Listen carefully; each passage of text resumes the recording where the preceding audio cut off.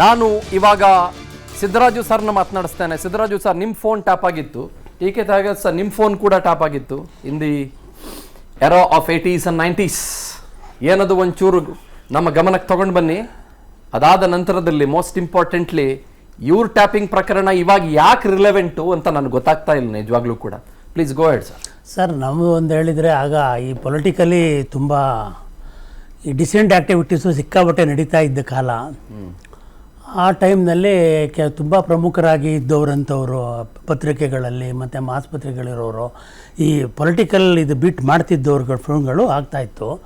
ಅದು ನನಗೆ ಹೆಂಗೆ ಗೊತ್ತಾಯಿತು ಅಂದರೆ, ಒಂದು ಸರಿ ಅವರು ಚೀಫ್ ಮಿನಿಸ್ಟ್ರು, ನೀವು ಡಿಸಿಡೆಂಟ್ಸ್ಗಳಿಗೆ ತುಂಬ ಸಪೋರ್ಟ್ ಮಾಡ್ತಾಯಿದ್ದೀರಾ, ಹಂಗೆ ಮಾಡ್ತಾಯಿದ್ದೀರಾ, ಹೆಂಗೆ ಮಾಡ್ತಾಯಿದ್ದೀರಾ. ಅಲ್ಲ ಸರ್, ನಿಮ್ಮದು ಬರಿತೀವಿ ನಾವು, ಅವ್ರದ್ದು ಬರಿತೀವಿ, ಅದರಲ್ಲಿ ಏನು ಸರ್ ಯಾರಿಗೆ ನಾವು ಇದು ಮಾಡೋದು ಅಂದಾಗ, ಇಲ್ಲ ನಿನ್ನೆ ಇಷ್ಟು ಗಂಟೆ ಎಷ್ಟು ತನಕ ಇದ್ದಿರಿ, ಏನು ಚರ್ಚೆ ಮಾಡಿದ್ರಿ ಅಂದ. ಓಹ್ ಆಯಿತು, ಇಂಟೆಲಿಜೆನ್ಸ್ ನೆಟ್ವರ್ಕು. ನಾನು ಮನೆ ಶಿಫ್ಟ್ ಮಾಡಿದಾಗ ಅವ್ರು ಕೇಳ್ತಾರೆ, ನೀವು ಯಾವತ್ತೂ ಅಲ್ಲಿಗೆ ಹೋಗ್ತೀರಾ ಅಂತ. ಯಾಕೆ ಅಂದರೆ ಟೆಲಿಫೋನ್ ಡಿಪಾರ್ಟ್ಮೆಂಟ್ ಇಮಿಡಿಯೇಟಾಗಿ ಫೋನ್ ಕನೆಕ್ಟ್ ಮಾಡಬೇಕು ಅಂತ. ಆಗ ಒಂದು ಟೆಲಿಫೋನ್ ಸ್ಟ್ರೈಕ್ ಆಗುತ್ತೆ, ತುಂಬ ದೊಡ್ಡ ಮಟ್ಟದ ಟೆಲಿಕಾಮ್ ಸ್ಟ್ರೈಕ್. ಅದು ಎಲ್ಲ ಟೆಲಿಫೋನ್ ಲೈನ್ಗಳು ಔಟ್ ಆಫ್ ಆರ್ಡರ್ ಆಗ್ತದೆ. ಬಟ್ ನಮ್ಮ ಟೆಲಿಫೋನ್ಗಳು ಔಟ್ ಆಫ್ ಆರ್ಡರ್ ಆಗಲ್ಲ. ಈ ನಾನು ಮನೆಗೆ ಹೋಗೋಷ್ಟರಲ್ಲಿ ಆ ಟೆಕ್ನಿಷಿಯನ್ನು, ಇಂಜಿನಿಯರ್ ಎಲ್ಲ ಕಾಯ್ತಾ ಇದ್ದಾರೆ ಮನೆ ಹತ್ರ. ಏನು ಕನೆಕ್ಷನ್ ಕೊಡೋಕ್ಕೆ ಎಕ್ವಿಪ್ಮೆಂಟ್ ಹಾಕ್ಬಿಟ್ಟಿದ್ದಾರೆ, ಲೈನ್ ಹಾಕಿದ್ದಾರೆ. ಆವಾಗೆಲ್ಲ ನಿಮ್ಗೆ ಟೆಲಿಫೋನ್ ಶಿಫ್ಟಿಂಗ್ ಕೇಳಿದ್ರೆ 3 ತಿಂಗಳು, 4 ತಿಂಗಳು, 5 ತಿಂಗಳು ಆಗೋದು. 5 ನಿಮಿಷದಲ್ಲಿ ಇದಾಗ್ತಾಯಿತ್ತು. ಆನಂತರ ಅದು ಹೆಂಗೆ ಮಾಡ್ತಾರಂತೆ ಚಂದನ್ ಸರ್ ಅಂದರೆ, ಈಗ ಒಂದು ಆರ್ಡ್ರ್ ಇರ್ತದೆ ಹಳೇದು, ಆ ಟೆಲಿಫೋನ್ ರೆಗ್ಯುಲೇಷನ್ ಆ್ಯಕ್ಟು. ಈ ದೇಶ ವಿರೋಧಿ ಚಟುವಟಿಕೆ ನಡೆಸೋರು, ಕೆಲವರು ಸ್ಮಗ್ಲರ್ಸು, ಇಂಥ ದೇಶ ವಿರೋಧಿ ಚಟುವಟಿಕೆ ನಡೆಸೋರ್ದು ಒಂದು ಮಾಡ್ತಾ ಇರ್ತಾರಲ್ಲ, ಸುಮ್ಮನೆ ಅದಕ್ಕೆ ಅಡಿಷನಲ್ ಆಗಿ ಕಳಿಸೋದಂತೆ ಲಿಸ್ಟು ಅಂತ. ಅವ್ರ ಹೆಸರು ಯಾರು ಕಳಿಸ್ತಾರೋ ಅದು ಹಂಗಂಗೆ ಉಳ್ಕೊಳ್ಳುತ್ತೆ. ಅದು ಅದಕ್ಕೊಂದು ಟೆಲಿಫೋನ್ ಎಕ್ಸ್ಚೇಂಜು ಅದನ್ನು ಮಾಡಿದ್ದು ನಮಗೆ ಗೊತ್ತಿದ್ದಂಗೆ ಕ್ರಿಸೆಂಟ್ ರೋಡಲ್ಲಿ, ಅಲ್ಲಿ ಹಂಗೆ ಮಾಡಿದ್ರು. ಹಂಗಾಗಿ ಈಗ ಇಲ್ಲಿ ತನಕನೂ ಈಗ ಹೆಗ್ಗಡೆಯವ್ರದ್ದು ಇರ್ಬೋದು, ಈಚೆ ಬಂದದ್ದು ಯಾರ್ದು ಇವಾಗ ಆಗಿದೆ ಅಂತ ಹೇಳಿ ಎಲ್ಲಿ ಇವಾಗ ಆಪಾದನೆಗಳು ಬರ್ತಾ ಇದೆ. ಈಗ ಈ ಮಠಗಳನ್ನು ಬಹುಶಃ ಎಪಿಸೆಂಟರ್ ಆಫ್ ಪಾಲಿಟಿಕ್ಸ್ ಮಾಡಿರೋದೇ ರಾಜಕಾರಣಿಗಳು ಅನಿಸುತ್ತೆ. ಈಗ ಮಠಾಧೀಶರು ಅವ್ರು ಮಾಡಿದ್ರೋ ಇಲ್ವೋ, ನೀವು ಅವರ ರಾಜಕಾರಣಕ್ಕೆ ಈಗ ಕೆಲವೊಂದು ಸಂದರ್ಭಗಳಲ್ಲಿ ಈಗ ನಿಮಗೆ ಶಿವಾಚಾರ್ಯ ರುದ್ರಮುನಿ ಶಿವಾಚಾರ್ಯ ಸ್ವಾಮೀಜಿಯವರು ಇವರನ್ನು ಚೇಂಜ್ ಮಾಡಿದರೆ ಲಿಂಗಾಯತರು ಮಾಡೋದಾದರೆ ನನ್ನನ್ನೇ ಚೀಫ್ ಮಿನಿಸ್ಟರ್ ಮಾಡಿ ಅಂತಲೂ ಹೇಳಿದ್ದು ನಿದರ್ಶನ ನಾವು ನೋಡಿದ್ದೀವಿ. ಯಡಿಯೂರಪ್ಪನವ್ರನ್ನ ಅವರು ಒಂದು ಇದರಲ್ಲಿ ಆ ಲೋಕಾಯುಕ್ತ ಇದು ಕೇಸಲ್ಲಿ ಅವರು ಇದಕ್ಕೆ ಹೋದಾಗ ಜಯದೇವ್ ಹಾಸ್ಪಿಟ್ಲ್ ಹತ್ರ ಎಲ್ಲ ಸ್ವಾಮೀಜಿಗಳು ಹೋಗಿ ನಿಂತ್ಕೊಂಡು ಅವ್ರಿಗೆ ಸಿಂಪತಿ ವ್ಯಕ್ತಪಡಿಸಿದ್ದನ್ನು ನೋಡಿದ್ದೀವಿ. ಹಾಗಂದರೆ ಯಡಿಯೂರಪ್ಪನವರು ಆ ಮಠ ಮಾನ್ಯಗಳಿಗೆ ಅಷ್ಟೊಂದು ಅವರು ಇದು ಕೊಟ್ಟಿದ್ದರು, ಆ ಶಕ್ತಿ ಕೊಟ್ಟಿದ್ದರು. ಹಾಗೆ ನಿಜಲಿಂಗಪ್ಪನವರು ಕೂಡ ಈ ಅಂದರೆ ವಿದ್ಯಾಸಂಸ್ಥೆಗಳು ಮಾಡಿ ಅಂತ, ನೀವು ಅವ್ರಿಗೆ ಹಣ ಕೊಡ್ತಾ ಇದ್ದೀವಿ ಅಂದರೆ ವಿದ್ಯಾಸಂಸ್ಥೆ ಮಾಡಿ, ಹಾಸ್ಟೆಲ್ಗಳು ಮಾಡಿ, ಬಡ ಮಕ್ಕಳಿಗೆ ವಿದ್ಯಾದಾನ ಮಾಡಿ ಅನ್ನೋ ದೃಷ್ಟಿಯಿಂದ. ಹಾಗಾಗಿ ನೋಡಿದರೆ ಸಿದ್ದರಾಮಯ್ಯನವರು ಕೂಡ ಮಠಗಳಿಗೆ ಫಸ್ಟ್ ಟರ್ಮ್ನಲ್ಲಿ ಕೊಟ್ಟಿದ್ದಾರೆ, ಅವರೇನು ಯಾರೂ ಇದಿಲ್ಲ ಅಂತಲ್ಲ. ಈ ರೀತಿ ಮಠಗಳನ್ನು ನೀವು ಸ್ವಾಮೀಜಿಗಳನ್ನು ತಂದು, ಈಗ ಕೆಲವ್ರಿಗೆ ಆಸಕ್ತಿ ಇರ್ಬೋದು ಸ್ವಾಮೀಜಿಗಳಿಗೆ. ಈಗ ನಮ್ಮ ಕರ್ನಾಟಕದಲ್ಲಿ ಹೆಚ್ಚು ಕಮ್ಮಿ ಈಗ 1100 ಮಠಗಳೇನೋ ತುಂಬ ಆ್ಯಕ್ಟಿವ್ ಆಗಿರೋವಂಥದ್ದು ಪವರ್ಫುಲ್ ಮಠಗಳು. ನಾನು ಎಲೆಕ್ಷನ್ನಲ್ಲಿ ಇನ್ಫ್ಲೂಯೆನ್ಸ್ ಆಗಲ್ಲ ಅಂತ ಹೇಳಲ್ಲ.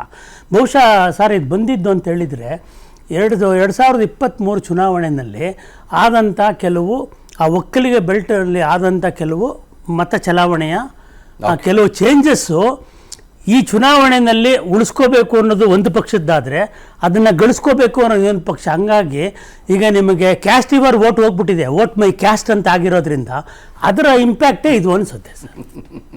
ಕ್ಯಾಸ್ಟ್ ಯುವರ್ ವೋಟ್ ಹೋಗಿದೆ, ವೋಟ್ ಮೈ ಕ್ಯಾಸ್ಟ್ ಆಗಿದೆ ಅಂತೀರಿ. Interesting observation. ಬಟ್ ನನ್ನದೊಂದು ಪ್ರಶ್ನೆ ಏನು ಅಂತಂದರೆ, ಇವರೆಲ್ಲ ಭಾಳ ಚೆನ್ನಾಗಿ ಉಣ್ಕೊಂಡು ತಿನ್ಕೊಂಡು ಜೊತೆಗೆ ಇದ್ದವ್ರು, ಇವರಿಗೆಲ್ಲ ಸ್ಟೇಟ್ಮೆಂಟ್ ಕೊಟ್ಟವರು ಕೂಡ ಆಯಿತಾ. ನೋಡಿ, ಯಾರೋ ಒಬ್ಬರು ದೇಶದ ಮಾಜಿ ಪ್ರಧಾನಿ ಆಗಿರ್ತಾರೆ, ಯಾರೋ ಒಬ್ಬರು ದೇಶದ ಮಾಜಿ ಹೋಮ್ ಮಿನಿಸ್ಟರ್ ಆಗಿರ್ತಾರೆ, ಇನ್ನೊಬ್ರು ಯಾರೋ ರಾಜ್ಯದ ಮಾಜಿ ಮುಖ್ಯಮಂತ್ರಿ ಆಗಿರ್ತಾರೆ ಅಥವಾ ಮಾಜಿ ಮಿನಿಸ್ಟರ್ ಆಗಿರ್ತಾರೆ. ಯಾರ ಜೊತೆಗೋ ಸಂಧಾನ ಮಾಡ್ಕೊಂಡು ಮೈತ್ರಿ ಗೀತ್ರಿ ಮಾಡ್ಕೊಂಡು ಚೆನ್ನಾಗೇ ಇರ್ತಾರೆ. ಬಾಪ್ಪ ಹೋಗಪ್ಪ ಅಂದ್ಕೊಂಡು ತಿನ್ಕೊಂಡು ಉಣ್ಕೊಂಡು ಆಮೇಲೆ ಆರಾಮಾಗಿ ಒಂದೇ ಲೋಟದಲ್ಲಿ ಕುಡ್ಕೊಂಡು ನೀರನ್ನ ಕುಡ್ಕೊಂಡು ಚೆನ್ನಾಗಿರ್ತಾರೆ ಆರಾಮಾಗಿ. ಆಚೆ ಕಡೆ ಬಂದ ನಂತರದಲ್ಲಿ ಇವ್ರ ನಿಯತ್ತಿಗಳು ನಿಜಾಯಿತಿಗಳೆಲ್ಲ ಬೇರೆ ಆಗ್ಬಿಡ್ತಾವಲ್ಲ. ಅದು ಒಂದ್ಸರಿ ಮಾತತ್ರ ಇನ್ನೊಂದ್ಸರಿ ದಾಯಾದಿತನ. ಯಾಕೆ ಇದು ಆಚೆ ಕಡೆ ಬಂದ್ಮೇಲೆ ಹಿಂಗೆಲ್ಲ ಭ್ರಾತೃತ್ವ ಮತ್ತು ಶತ್ರುತ್ವ ದಾಯಾದಿತನ ಜಾಸ್ತಿ ಕಾಣ್ಬೋದು ಚಂದನ್. ಅದು ಏನಂದ್ರೆ ಇದೇ ಡಿ ಕೆ ಶಿವಕುಮಾರ್ ಜೊತೆ ಕೈ ಜೋಡಿಸಿ ಯೋಗೇಶ್ವರನ್ನ ಮುಗಿಸಿದ್ರು. ಈಗ ಯೋಗೇಶ್ವರ್ ಕೈ ಹಿಡ್ಕೊಂಡು ಡಿ ಕೆ ಶಿವಕುಮಾರ್ ಅವರು ರಾಜಕೀಯ ಜೀವನದ ಉದ್ದಕ್ಕೂ ಕುಮಾರಸ್ವಾಮಿ ಹೆಚ್ಚು ಮಾಡಿರೋದು. ಅದನ್ನು ಯಾರು ಹೆಚ್ಚು ಮಾಡಿದ್ರು ಅನ್ನೋದು ಓಕೆ ಸರ್, ಓಕೆ. ಯಾರು ಹೆಚ್ಚು ಮಾಡಿದ್ರು, ಯಾರು ಕಡಿಮೆ ಮಾಡಿದ್ರು, ಯಾರು ತೂಕ ಕಡಿಮೆ, ಯಾರು ತೂಕ ಜಾಸ್ತಿ, ಫೈನ್. ಅದ್ರ ಬಗ್ಗೆ ನಾನು ನಂತರದಲ್ಲಿ ಬಹುಶಃ ಚರ್ಚೆ ನಡೆಸೋಣ sir. But the most important aspect is, ನಾನು ಆಗಲೇ ಕೇಳಿತ್ತು, ಏನು ನಿಮ್ಮದು ನರೇಟಿವ್ಸ್ ಏನು, ನಿಮ್ಮೆಲ್ಲರದೂ, ಮೂರು ಪಾರ್ಟಿಗಳದ್ದೂ ನಾನು ಕೇಳೋದು ಏನು, ನಿಮ್ಮ ಚುನಾವಣೆಗೆ ನೀವು BJP ಅವ್ರು ಹೋಗ್ಬಿಟ್ರು ಅನ್ನೋದು ನಿಮ್ಮ ನರೇಟಿವ್ ಇಟ್ಕೊಂಡು ಜನರ ಮುಂದೆ ಹೋಗ್ತೀರಾ ನೀವು? ಒಂದೇ ಒಂದು ಇಲ್ಲ ಫೋನ್ ಟ್ಯಾಪಿಂಗ್ ಮಾಡಿಸ್ಬಿಟ್ರು ಅನ್ನೋದು CBI ರಿಪೋರ್ಟ್ ಮಾಡಿರೋದು ಒಂದು ಇಟ್ಕೊಂಡು ನೀವು ಚುನಾವಣೆಗೆ ಹೋಗ್ತೀರಾ? ಅಥವಾ ಅಭಿವೃದ್ಧಿ ಮಾನದಂಡ ಅದು ಮಾಡಿದ್ವಿ ಇದು ಮಾಡಿದ್ವಿ, ಅದೇನೋ ಯೂತ್ ಪಾರ್ಲಿಮೆಂಟೇರಿಯನ್ಸ್ ಬೇಕು, ನೀವು MLC ಆಗಕ್ಕೆ ಟ್ರೈ ಮಾಡ್ತಿರೋರು, ಅದು ಆಗಬೇಕು ಇದಾಗಬೇಕು, ನೀವು ಅದನ್ನೆಲ್ಲ ಹಿಡ್ಕೊಂಡು ಹೋಗಲ್ವಾ ನೀವು? ಏನು ಮಹೇಶ್ ಗೌಡ್ರೆ ನೋಡಿ, ಹಿಂಗೆ ಮಂಕ್ಬೂದಿ ಹರ್ಚ್ಕೊಂಡು ಹೋಗ್ತೀರಾ? ಇಲ್ಲ ನೋಡಿ ಚಂದನ್ ಶರ್ಮಾ ಸರ್, ನೀವು ನಿಮ್ಮ ಚಾನೆಲ್ ಅತ್ಯಂತ ಬುದ್ಧಿವಂತರು.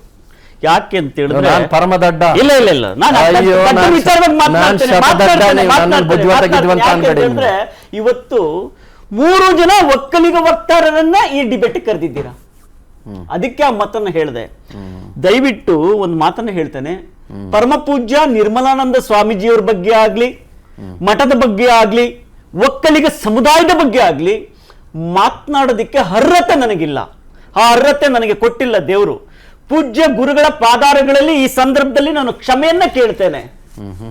ಒಂದು. ಎರಡನೇದೇನಪ್ಪ ಅಂತ ಹೇಳಿದ್ರೆ, ದ ಸೆಕೆಂಡ್ ಪಾಯಿಂಟ್ ಇಸ್, ಒಂದು ವಾರದಿಂದ ಇಡೀ ರಾಜ್ಯದ ಜನ ಬರೀ ಒಕ್ಕಲಿಗ ಸಮುದಾಯ, ಚುಂಚನಗಿರಿಯ ಮಠ ಇದನ್ನ ಮಾಧ್ಯಮದಲ್ಲಿ ನೋಡಿ ನೋಡಿ ನೋಡಿ ಬೇಜಾರಾಗಿ ಹೋಗಿದ್ದಾರೆ. ಒಂದು ಮಾತನ್ನ ಹೇಳ್ತಾರೆ, ಪ್ರತಿಭಾನ್ವಿತ ಈ ರಾಜ್ಯದ ಉಪಮುಖ್ಯಮಂತ್ರಿಗಳು ಸನ್ಮಾನ್ಯ DK ಶಿವಕುಮಾರ್ ಅವ್ರು ಏನ್ ಹೇಳ್ತಾರೆ ಅಂದ್ರೆ, ಪೂಜ್ಯರಿಗೆ ಸರ್ಕಾರ ಬಿಡಿಸ್ತವ್ರು ಯಾರು ಅಂತ ಹೇಳಿಬಿಟ್ಟು ಕೇಳೋದಿಕ್ಕೆ ಶಕ್ತಿ ಇರ್ಲಿಲ್ವಾ ಅಂತೇಳಿ. ದಯವಿಟ್ಟು ಒಂದು ಮಾತು ಹೇಳ್ತೀನಿ ಚಂದನ್ಜಿ, ಪರಮ ಪೂಜ್ಯರು ಓದಿರೋದು ಪಾಪ ಮದ್ರಾಸ್ IITಲಿ ರೀ. ಎಲ್ಲೇ?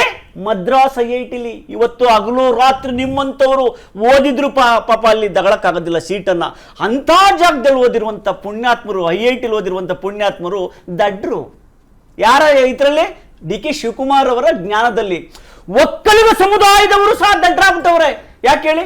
ಇವರನ್ನು ಉಪಮುಖ್ಯಮಂತ್ರಿ ಮಾಡಿದ್ರಲ್ಲ, ಅದಕ್ಕೆ ಅವರು ಸಹ ದಡ್ಡರಾಗ್ಬಿಟ್ಟವ್ರೆ. ಅವ್ರಿಲ್ಲರೂ ಇವ್ರು ಉಪಮುಖ್ಯಮಂತ್ರಿ ಆಗ್ತಾನೆ ಇದ್ರು, ಏನೋ ಗೊತ್ತಿಲ್ಲ. ಎರಡನೇದು. ಮೂರನೇದೇನಪ್ಪ ಅಂತ ಹೇಳಿದ್ರೆ, DK ಶಿವಕುಮಾರ್ ಸರ್ ನಾನು ಒಂದು ಪ್ರಶ್ನೆಯನ್ನ ಕೇಳ್ತೇನೆ ಈ ನಿಮ್ಮ ಚಾನೆಲ್ ಅಲ್ಲಿ. ಸ್ವಾಮೀಜಿ ಅವ್ರಿಗೆ ಸರ್ಕಾರ ಬಿಡಿಸೋದು ಯಾರು ಅಂತ ಕೇಳೋ ಶಕ್ತಿ ಕೇಳ್ತಿರಲ್ಲ, ಅದೇ ಒಕ್ಕಲಿಗ ಸಮುದಾಯದ ಒಬ್ಬ ಮುಖ್ಯಮಂತ್ರಿಯ ಮಗ ನಿಖಿಲ್ ಕುಮಾರಸ್ವಾಮಿ ವಕೀಲರಿಗಲ್ವಾ? ಇವರನ್ನ ಯಾಕೆ ಸೋಲಿಸ್ತೀಯ ಅಂತ ಹೇಳ್ಬಿಟ್ಟು DK ಶಿವಕುಮಾರ್ ಅವರನ್ನ ಕೇಳುವಂತ ಶಕ್ತಿಯನ್ನ ಸ್ವಾಮೀಜಿ ಅವ್ರಿಗೆ ಅದನ್ನು ಕೇಳಬೇಕಾಯ್ತಲ್ಲ DK ಶಿವಕುಮಾರ್ ಸಾಹೇಬ್ರೆ. ಯಾಕೆಂದ್ರೆ ಒಕ್ಕಲಿಗರ ಮೇಲೆ ನಿನ್ ಸೋತಿದ್ರೆ ಸ್ವಾಮೀಜಿ ಕೇಳಕ್ ಆಗೋದಿಲ್ಲ. ನಿಖಿಲ್ ಕುಮಾರಸ್ವಾಮಿ ಸೋಲ್ಬಾರ್ದಾಗಿತ್ತ? ಅದನ್ನ DK ಶಿವಕುಮಾರ್ ಕೇಳ್ಬೋದಾಗಿತ್ತಲ್ಲ, ಹೇಳ್ಬೋದಾಗಿತ್ತಲ್ಲ ಸ್ವಾಮೀಜಿ ಅವ್ರಿಗೆ. ಸ್ವಾಮೀಜಿ ಅವರೇ ನನ್ನನ್ನು ಕೇಳಿ, ನೀವು ಯಾಕಪ್ಪ ಸೋಲಿಸ್ತೇ ನಿಖಿಲ್ ಕುಮಾರಸ್ವಾಮಿ ಅವನ್ನ ರಾಮನಗರದಲ್ಲಿ ಅಂತ ಕೇಳ್ಬೋದಾಗಿತ್ತು. ಮೂರನೇದು.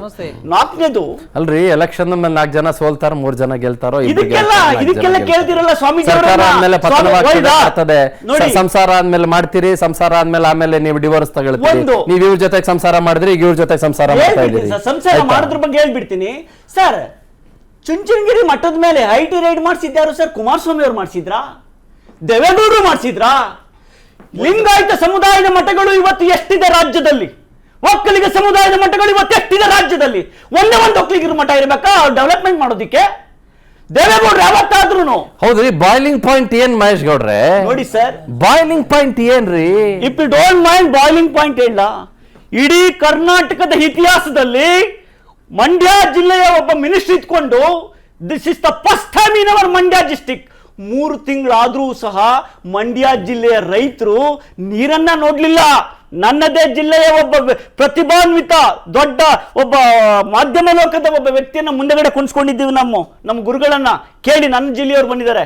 3 ತಿಂಗಳಾದ್ರೂ ನೀರು ಬಿಡ್ಲಿಲ್ಲ ಮಂಡ್ಯ ಜಿಲ್ಲೆ ಜನಕ್ಕೆ. ಒಕ್ಕಲಿಗರು ಓಟ್ ಬೇಕು ಇವ್ರಿಗೆ. ಯಾರಿಗೆ? ಇವ್ರಿಗೆ. ಕೋಲ ಈಗ ಓಕೆ ಸರ್, ಒಕ್ಕಲಿಗರು ಒಕ್ಕಲಿಗರ ನಾಯಕತ್ವ ಬೇಕು, ಹೌದಲ್ವಾ? ಸರ್, ನಾವು ಬೇಕಾಗಿರೋದಕ್ಕೆ ಇವತ್ತು ಹಳ್ಳಿಗಳಲ್ಲಿ ಹೇಳ್ತಾ ಇದೀವಿ. ಇವತ್ತು ಕುಮಾರಸ್ವಾಮಿ ಅವರಲ್ಲಿ ಗೆದ್ದು ಯಾಕೆ ನಿಲ್ಸಿದೀವಿ ಅಂತ ಹೇಳಿದ್ರೆ ಎಲ್ರಿಗೂ ಬೇಕು, ಅದಕ್ಕೆ ನಮ್ಮನ್ನೆಲ್ಲ ಇಟ್ಕೊಂಡು ನೀವು ಮಗ್ಬುದ್ದಿ ಹರಿಸ್ತೀರೇನು? No way. Direct Chandan sir, please come to my point. ನೋಡಿ ಸರ್, ಓಕೆನಾ, ಒಂದ್ ಮಾತಾಡ್ಲ ನಾನು- ಇಲಿಯಂತೆ ಆನೆ Please come ಅಲ್ಲ to my sir, point. I will come to your sir, point. ಒಂದ್ ಆನೆ ಇತ್ತಂತೆ, ಇಲಿಯಂತೆ ಆನೆ ನೆರಳು ಕೊಡೋದಿಕ್ ಸಾಧ್ಯನಾ? ಅಲ್ರಿ ಗುರುಗಳನ್ನ ಯಾಕೆ ತಗೊಂಬಂದ್ರಿ ಅಂತ ಅವರಿಂದ ಒಂದ್ ಪ್ರಶ್ನೆಗೆ ಉತ್ತರ ಬರ್ಲಿಲ್ಲ ನನ್ಗೆ ಈ ಕ್ಷಣದವರೆಗೂ. ಯಾಕೆ ಗುರುಗಳನ್ನ ಯಾಕೆ ಹೇಳ್ಕೊಂಬಂದ್ರಿ ರೀ? ಗುರುಗಳು ಅವ್ರ ಪಾಡ್ಗೆ ಅವ್ರು ಇದ್ರು, ಚೆನ್ನಾಗಿದ್ರು, ಆರಾಮಾಗಿದ್ರು. ಸರ್, ಆ ಧಾರ್ಮಿಕ ಕೇಂದ್ರ ಅವ್ರು- ಅನ್ನ ನೀಡುವಂಥದ್ದು, ಬಂದವರೆಲ್ರಿಗೂ ಅಕ್ಷರ ಕೂಡ- ನೀಡುವಂಥದ್ದು, ಬಂದವರೆಲ್ರಿಗೂ ಅನ್ನ ಕೂಡ ನೀಡುವಂಥ ಧಾರ್ಮಿಕ ಕೇಂದ್ರ, ತ್ರಿವಿಧ ಅಕ್ಷರ ನೀಡುವಂಥ ಧಾರ್ಮಿಕ ತ್ರಿವಿಧ ಕೇಂದ್ರ. ದಾಸೋಹದ ಮಠ ಅದು. ಕುಮಾರಸ್ವಾಮಿ ನಾನು ಹೇಳ್ತೀನಿ ಕೇಳ್ರಿ ಒಂದ್ ನಿಮಿಷ. ಹೇಳಿ ಸರ್, ಸಮಾಜದ ಕೈಂಕರ್ಯಗಳನ್ನ ಉತ್ಕೃಷ್ಟವಾಗಿ ನಡೆಸ್ಕೊಂಡು ಹೋಗುವ ಮಠ ಅದು. ಗುರುಗಳನ್ನ ಪೂಜನೀಯ ಸ್ಥಾನದಲ್ಲಿ ಕಾಣುವಂತ ಮಠ ಅದು. ಯಾಕ್ರಿ ನಿಮ್ಮ ಓಟ್ಗಳಿಗೋಸ್ಕರ ಅವ್ರನ್ನೆಲ್ಲ ಹೇಳ್ಕೊಂಬರ್ತೀರಿ? ಸರ್, ನಾವು ತಗೊಂಡು- ಯಾಕ್ರಿ ಹೇಳ್ಕೊಂಬರ್ತೀರಿ? ಸರ್, ನಾವು ಮಾಡಿದ್ದೀವಾ? ನಾವು ಮಾಡಿದ್ದೀವಾ? ನಿಮ್ಗೆ ಹೇಗ್ ಬಂದಿರೋ ಮಾಧ್ಯಮಗೋಷ್ಠಿ ಮಾಡಿದ್ದೀವಾ? ಯಾಕೆ ನಿಮ್ಗೆ ಯಾಕೆ ಆಶ್ಚರ್ಯ ಆಗಬೇಕು? ಮಹೇಶ್ ಜಿ, ಕುಮಾರಸ್ವಾಮಿ ಅವರು 4 ಜನ ಕರ್ಕೊಂಡೋಗಿ ಅವ್ರಿಗೆ ಹೇಳಿ ಉತ್ತರ. ಸರ್, ಧಾರ್ಮಿಕ ನಾನು ಕ್ಷೇತ್ರದಲ್ಲಿ ಕೇಳ್ತೀನಿ, ಹೋಗ್ಬಾರ್ದಾ? ಅವ್ರಿಗೆ ಯಾಕೆ ಹೋಗ್ಬಾರ್ದಾ? ಕರ್ಕೊಂಡ್ಬರ್ತೀರಿ? ಹೋಗ್ಬಾರ್ದಾ? Give me 30 seconds. ನಿಮ್ಗೂ ಅದೇ ಬೇಕಾ? ನಾನು ಉತ್ತರ ಸರ್, ಕೊಡ್ತೀನಿ. ಇದು ತಪ್ಪು ಇದೆ. ಮಾತಾಡಿಲ್ಲ. ನಾವು ಮಾತಾಡಿಲ್ಲ. ನೀವು ನಾವು ನಮ್ಮನ್ನ ಕೇಳಿ, ಒಂದ್ ನಿಮಿಷ ಬ್ರದರ್, ಹೇಳಿ. ನಮ್ಮನ್ನ ಕೇಳಿ ಅಂತಂದ್ರಲ್ಲ, ಅಲ್ಲಿ ಪತ್ರಿಕಾಗೋಷ್ಠಿ ಮಾಡಿದ್ದು ಕುಮಾರಸ್ವಾಮಿ ಅವರಲ್ಲ, ಅಲ್ಲಿ ಪತ್ರಿಕಾಗೋಷ್ಠಿ ಮಾಡಿದ್ದು ವಿಜೇಂದ್ರ ಅವರಲ್ಲ, ಪತ್ರಿಕಾಗೋಷ್ಠಿ ಮಾಡಿದ್ದು ಅಶೋಕ್ ಅವರು, ಅಶೋಕ್ ಅವರು. ಮಠದ ಆವರಣದಲ್ಲಿ ನಿಂತ್ಕೊಂಡು ಮಠ ನಮ್ಮ ಪರವಾಗಿದೆ ಅಂತ ಹೇಳುವಂತಹ ದಾಸ್ಯತನವನ್ನು ತೋರಿಸ್ತವ್ರು ಯಾರು? ನೋಡಿ, ಪಕ್ಷದ ಪರವಾಗಿದೆಯಾ ಮಠ? ನಾನು ಉತ್ತರ ಕೊಡ್ತೀನಿ. ಅವ್ರ ಪರವಾಗಿದೆ ಅಂದ್ರು ನೀವು ಅವ್ರ ಪರ, ನೀವು ನಮ್ಮ ಪರ ಎಲೆಕ್ಷನ್ ಈಗ ಅವ್ರ ಪರವಾಗಿದೆ ಅಂದ್ರು ನಿಮ್ ತಪ್ಪಲ್ವಾ ಅದು? ಗುರುಗಳೇನ್ ಹೇಳಿದ್ರು? ತಪ್ಪಲ್ವೇನ್ರಿ ಅದು? ಗುರುಗಳೇ ತಪ್ಪಲ್ವಾ? ಅಶೋಕ್ ಮಾಡಿದ್ದು? ಹೇಳಿದ್ರು. ಅಶೋಕ್ ಗುರುಗಳೇನ್ ಹೇಳಿದ್ರು? ಗುರುಗಳನ್ನ ನಾವು ಸೆಂಟರ್ ಗುರುಗಳೇ ಅಶೋಕ್ ಮಾಡಿದ್ದು ತಪ್ಪಲ್ವಾ? ಅಶೋಕ್ ಮಾಡಿದ್ದು 100% ತಪ್ಪೇ. 100% ತಪ್ಪೇ. ಚುನಾವಣಾ ನೀತಿ ಸಮಿತಿಯ But at the ಉಲ್ಲಂಘನೆ same ಅಲ್ವಾ ಅದು? time, at the ಚುನಾವಣಾ same ನೀತಿ point in ಸಮಿತಿಯ time, ಉಲ್ಲಂಘನೆ ಅಲ್ವಾ ಅಶೋಕ್ ಯಾವ್ದು ಮಾಡಿದ್ದು? ಕ್ರಿಯೆ ಹೇಳ್ಕೊಂಬಂದ್ರಿ ನೀವು ಅಲ್ವಾ? ಗುರುಗಳನ್ನ ಹೇಳ್ರಿ. ಹೇಳ್ಕೊಂಬರದಲ್ಲ. ಹೇಳಿ. ನೀವು ನೋಡಿ. ಅಲ್ಲ, ನೀವು ತಪ್ಪು ಹೇಳ್ತಾ ಇದ್ದೀರಿ. ಒಂದ್ ನಿಮಿಷ ತಾಳಿ. ಚಂದನ್ ಅವರು ತಪ್ಪು ಹೇಳ್ತಾ ಇದ್ದೀರಿ. ಈಗ ಅಶೋಕ್ ಮಾಡಿದ ತಪ್ಪನ್ನ ತಪ್ಪು ಅಂತ ತಾವು ಹೇಳಿ. ಕಳೆದ ವಾರದಲ್ಲಿ ಹೇಳಾಯ್ತು ತಪ್ಪು. ಕಳೆದ ವಾರದಲ್ಲಿ ಅನೇಕ ಜನ ಕಾಂಗ್ರೆಸ್ನ ಮುಖಂಡರು ಮತ್ತು ಕಾಂಗ್ರೆಸ್ನ ಅಭ್ಯರ್ಥಿಗಳು ಮಠಕ್ಕೆ ಹೋಗಿದ್ರು. ಅದೊಂದು ವಾಡಿಕೆ, ಹೋಗ್ತಾರೆ ಬರ್ತಾರೆ, ಆಶೀರ್ವಾದ ತಗೊಂಡು ಬರ್ತಾರೆ. ನಾವು ನಮ್ಮ ಪಕ್ಷ ಮತ್ತು JDSನ ಎಲ್ಲ ಅಭ್ಯರ್ಥಿಗಳು ಸಹ ಈ ಫಸ್ಟ್ ಫೇಸಲ್ಲಿ ಆಗ್ತಕ್ಕಂಥ ಪೋಲಿಂಗ್ ಏನಿದೆ, ಇನ್ನು 15 ದಿವಸ ಪೋಲಿಂಗ್ ಇದ್ದಾಗ ನಾವು ಹೋಗಿದ್ದೀವಿ, ಆಶೀರ್ವಾದ ತೊಗೊಂಡಿದ್ದೀವಿ, ಬಂದಿದ್ದೀವಿ. ಅಕಸ್ಮಾತ್ ಅದರಲ್ಲಿ ಏನಾದ್ರೂ code of election code of conduct ಏನಾದರೂ ವೈಲೇಷನ್ ಆಗಿತ್ತು ಅಂದರೆ ಎಲೆಕ್ಷನ್ ಕಮಿಷನ್ ಇದೆ, ಅವ್ರು ನೋಡ್ಕೊಳ್ತಾರೆ, ಆಯಿತಾ? ಅದಕ್ಕೆ ಏನೇನು ಪ್ರಶ್ನೆಗಳನ್ನು ಎತ್ತಿದ್ರು ಯಾರ್ಯಾರು ಅನ್ನತಕ್ಕಂತಹದನ್ನು ಅವರೇ ಉತ್ತರ ಕೊಡಬೇಕು. ಆದಮೇಲೆ ಅತ್ಯಂತ ಪ್ರಮುಖ ಅಂತಂದರೆ ಇವ್ರಿಗೆಲ್ಲರಿಗೂ ಸಹ ಮಠದ ಬಗ್ಗೆ ಮಾತಾಡಲಿಕ್ಕೆ DK ಶಿವಕುಮಾರ್, ಚೆಲುವರಾಯಸ್ವಾಮಿ ಅಥವಾ ಮಾಗಡಿ ಬಾಲಕೃಷ್ಣ ಅವರಿಗೆ ಅರ್ಹತೆ ಇದೆಯಾ? ಅದು ಫಸ್ಟ್ ಪ್ರಶ್ನೆ. ಯಾಕೆ ಅಂತಂದರೆ ಯಾವಾಗ ಇವರು ಅರ್ಹತೆ ಕಳ್ಕೊಂಡಿದ್ದಾರೆ, ಈ ಮಠದ ಬಗ್ಗೆ ನಿಮಗೆ ಕಾಳಜಿ ಇದ್ದಿದ್ದರೆ ಅಥವಾ ಮಠ ಯಾವ ರೀತಿ ಕೆಲಸಕ್ಕೆ ಕಾರ್ಯಗಳನ್ನು ಕೈಗೊಂಡಿದೆ, ಅದಕ್ಕೇನಾದರೂ ನೀವು ಪ್ರೋತ್ಸಾಹ ಕೊಡ್ತಕ್ಕಂಥ ಕೆಲಸಗಳನ್ನ ಮಾಡಿದ್ದೀರಾ? ಇವತ್ತು ಮಠದಲ್ಲಿರ್ತಕ್ಕಂತಹ ಆಸ್ತಿಗಳಿಗೆ ನೀವು ಟ್ಯಾಕ್ಸ್ನ ಯಾವ ರೀತಿ ರಿಬೇಟ್ ಕೊಟ್ಟಿದ್ದೀರಾ ಅಥವಾ ಯಾವ ರೀತಿ ಟ್ಯಾಕ್ಸ್ ಜಾಸ್ತಿ ಮಾಡಿದ್ದೀರಾ? ಇದೆಲ್ಲನೂ ಸಹ ಇದೇ ಚೆಲುವರಾಯಸ್ವಾಮಿ, ಅದೇ ಕಾನ್ಸ್ಟಿಟ್ಯೂನ್ಸಿ, ಅದೇ ಅಸೆಂಬ್ಲಿ ಕಾನ್ಸ್ಟಿಟ್ಯೂನ್ಸಿ, ನೀವು ಏನಾದರೂ ಮಾಡಿಕೊಟ್ಟಿದ್ದೀರಾ ಚೆಲುವರಾಯಸ್ವಾಮಿ ಅವರೇ ಮಠಕ್ಕೆ? ನೀವು ಹೆಂಗ್ ನಡ್ಕೊಂಡಿದ್ದೀರಾ ಮಠಕ್ಕೆ? ಹಿಂದೆ ಇತಿಹಾಸನ ನಾನು ಈ ಮಾಧ್ಯಮದಲ್ಲಿ ಹೇಳಿದ್ರೆ ಅವ್ರಿಗೆ ಬೇಸರ ಆಗಬಹುದು, ಆಯ್ತಾ? ಸತ್ಯ ಪ್ರತಿಯೊಬ್ಬ ಒಕ್ಕಲಿಗನಿಗೂ ಗೊತ್ತು, ಪ್ರತಿಯೊಬ್ಬ ಮಠದಲ್ಲಿರ್ತಕ್ಕಂಥ ಭಕ್ತನಿಗೂ ಗೊತ್ತು, ಸ್ವಾಮೀಜಿಗಳಿಗೂ ಗೊತ್ತು. ಇದೇ ಚೆಲುವರಾಯಸ್ವಾಮಿ, ಇದೇ ಮಾಗಡಿ ಬಾಲಕೃಷ್ಣ ಮತ್ತು ಇದೇ DK ಶಿವಕುಮಾರ್ಗೆ ಯಾವ ರೀತಿ ಸ್ವಾಮೀಜಿಗಳ ಬಗ್ಗೆ ಮಾತಾಡಿದ್ದಾರೆ ವೈಯಕ್ತಿಕವಾಗಿ ಅನ್ನತಕ್ಕಂತಹದನ್ನು ನಾನು ಇಲ್ಲಿ ಹೇಳಿದ್ರೆ ಅತ್ಯಂತ ಬೇಸರ ಆಗ್ತದೆ ಎಲ್ಲರಿಗೂ ಸಹ, ಭಕ್ತರಿಗೆ. ಅದರಿಂದಾಗಿ ನನ್ನ ಬಾಯಿರಲ್ಲಿ ಅದೆಲ್ಲ ಬೇಡ, ಆಯ್ತಾ? DK ಶಿವಕುಮಾರ್ ಅವರು ಆತ್ಮಕ್ಕೂ ಗೊತ್ತು, ಸ್ವಾಮೀಜಿಗಳಿಗೂ ಗೊತ್ತು, ಇಡೀ ಸಮುದಾಯಕ್ಕೂ ಗೊತ್ತು. ಈ ರೀತಿ